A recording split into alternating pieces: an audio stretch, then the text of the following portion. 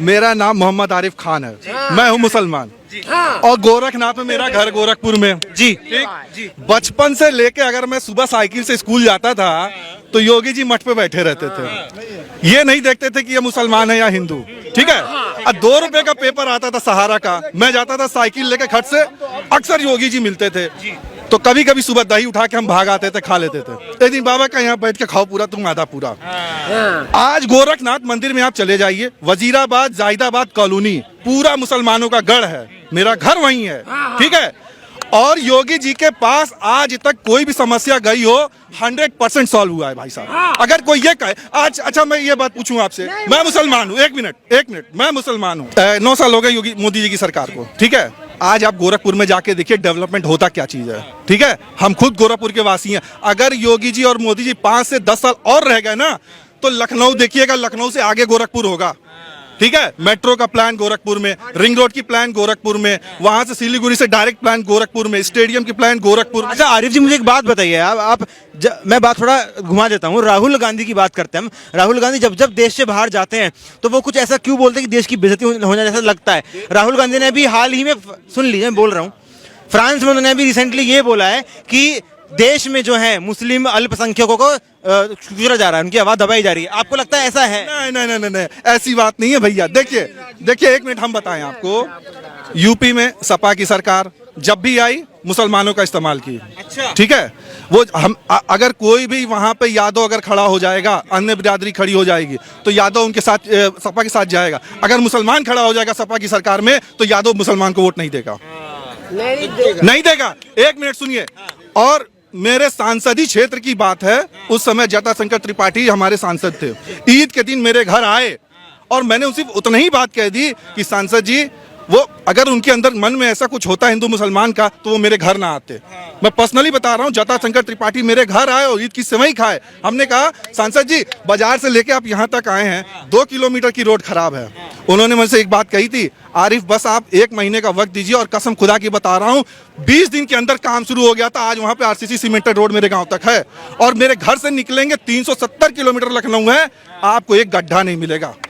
ये बताइए, 70 Iran Iraq का सिस्टम लगाया है। आऊंगा मैं आपके। और रही बात लोगों की भटक की कि 70 साल की बात कर रहे हैं। आज भी मेरे गांव में 70 साल के बाद, मेरे गांव से एक गांव है छोटा सा जिसको नौका टोला बोलते हैं गांव में। ठीक है, वहां आज तक बिजली और रोड और नाली नहीं बनी थी।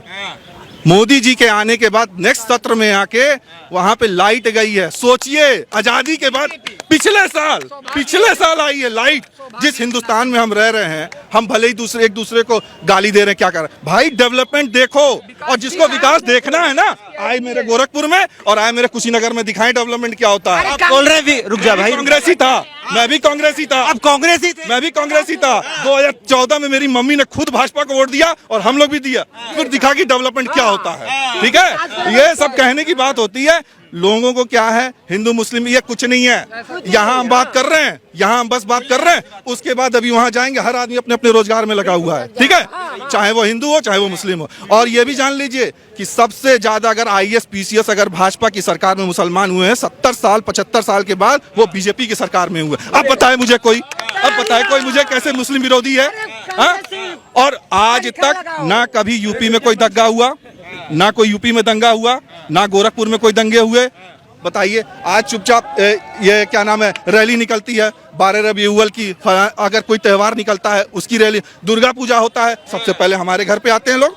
अगर नहीं आएंगे, बाप दादा की परंपरा है, हमारी वहाँ की कम्युनिकेटी इतनी अच्छी है कि भाई हमारे वहाँ ताजिया उठता है तो हमारे एक राजेश्वर सिंह हिंदू हैं, उनके वहाँ से उठता है। अगर दुर्गा मंदिर उठेगा तो हमारे वहाँ से उठेगा।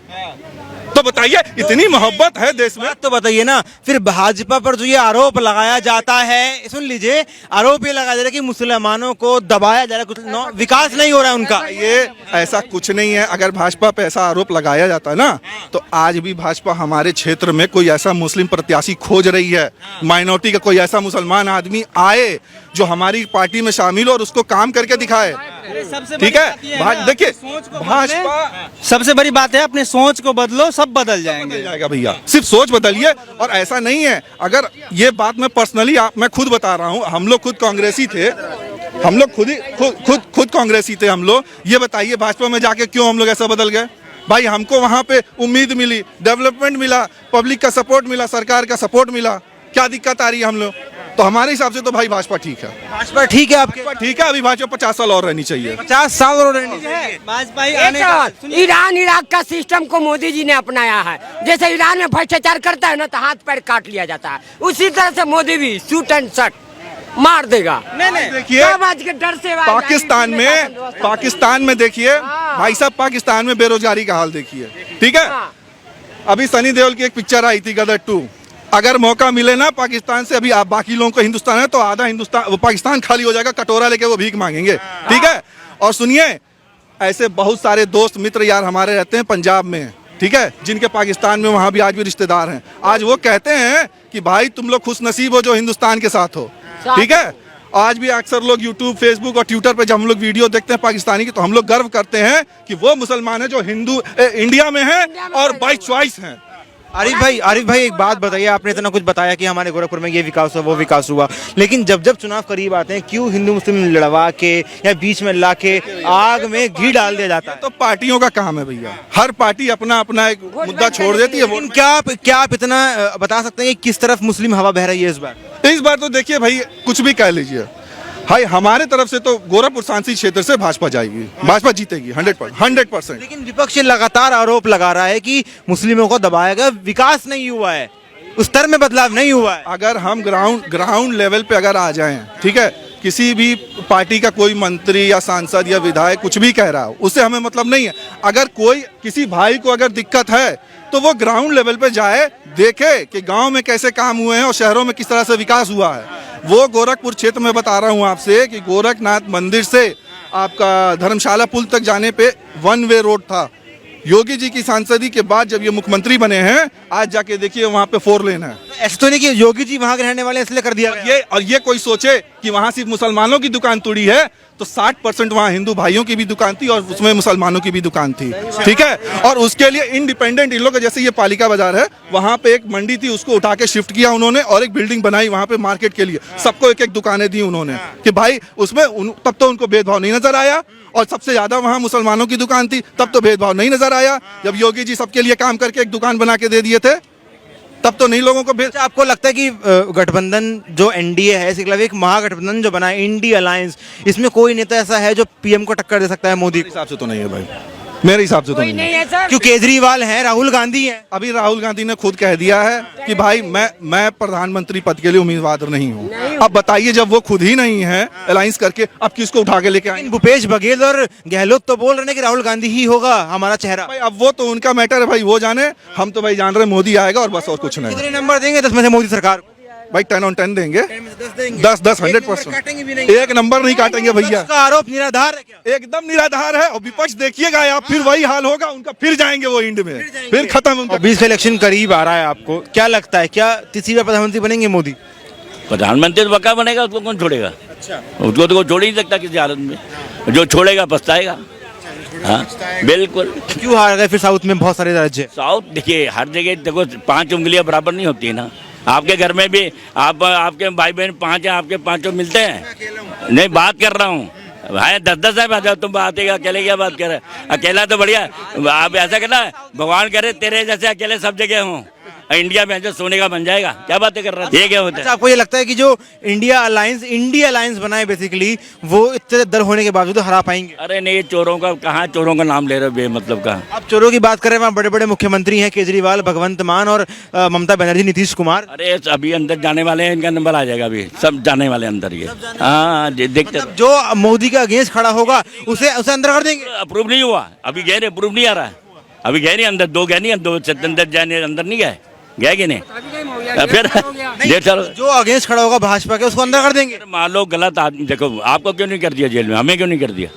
मेरे अगेंस्ट में क्यों करें? हम अभी अगेंस्ट बोल देता हूँ, बोलो तो मुझे अंदर कर दें। क्या बातें कर रहे हो? जब तुम गलत काम ही नहीं करोगे तो मैं कहूँगा अंदर करेगा? बता। लेकिन विपक्ष ये बोल रहा है गड़े मुर्दे उखाड़ के भाजपा लेके आ रही है। अरे गड़े मुर्दे कहाँ से उखाड़ रही है? तुम्हारे जो अंदर नोट भरे पड़े हैं वो निकालने नहीं है? हाँ, वो कहाँ से करेंगे जो गद्दे के नीचे से? चुनाव के दौरान याद आई?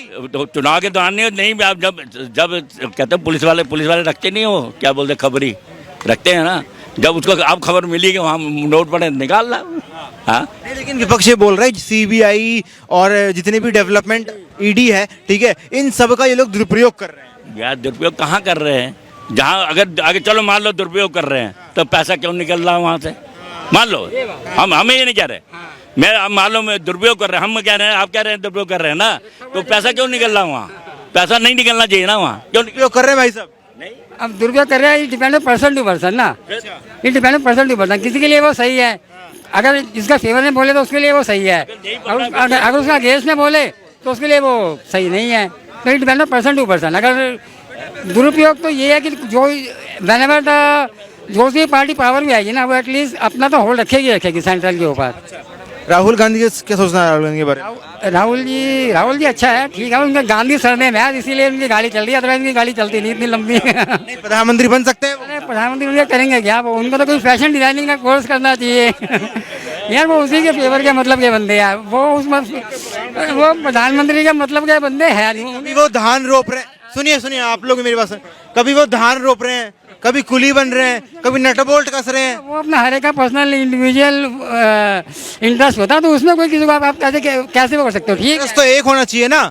नहीं इंडस्ट्री का वो एक पॉलिटिकल बैकग्राउंड से आते हैं, तो इसलिए थोड़ा सा उनको है उसकी। पॉलिटिकली बड़े हुए हैं कि वो भी छोटे ही हैं? पप्पू कहा जाता है उनको। पप्पू कहा जाता है पब्लिक की नज़र में, तभी वो इतने मैच्योर है नहीं पॉलिटिक्स के लिए। मेरी अपनी पर्सनल राय तो ये है उनके बारे में, उन्हें कोई फैशन डिजाइनिंग का, कोई आर्किटेक्ट का कोर्स करना चाहिए, ताकि उसमें जिस फील्ड में अपनी वो एक स्पेशलाइजेशन हासिल करे। विपक्षी एकता हो गई है अगेंस्ट एनडीए मोदी के, मान लीजिए आपको लगता है कि ये हरा पाएंगे मिलके 24 में, 2024 में? आई थिंक सो नो, हरा नहीं होंगे। तो पब्लिक ओपिनियन है। देखिए विपक्षी एकता के ऊपर डिपेंड करता है, डिपेंड ऑन पब्लिक। अगर पब्लिक मोदी के काम से खुश है then they will vote the. आप खुश हैं? मैं एज अ बहुत सोचना पड़ रहा है। नहीं सोचना दिया। अगर मैं गलत आंसर दे दूँ तो मैं एट ए टाइम 1 मिनट में दे दूंगा, सही आंसर अगर दूंगा तो थोड़ा सा फिर। अगर एज अ पीएम देखा जाए तो इंडिया की अब उन्होंने लार्जेस्ट 3rd वन इकोनॉमी कर दी है। उससे पहले चाइना था 4th, ठीक है ना।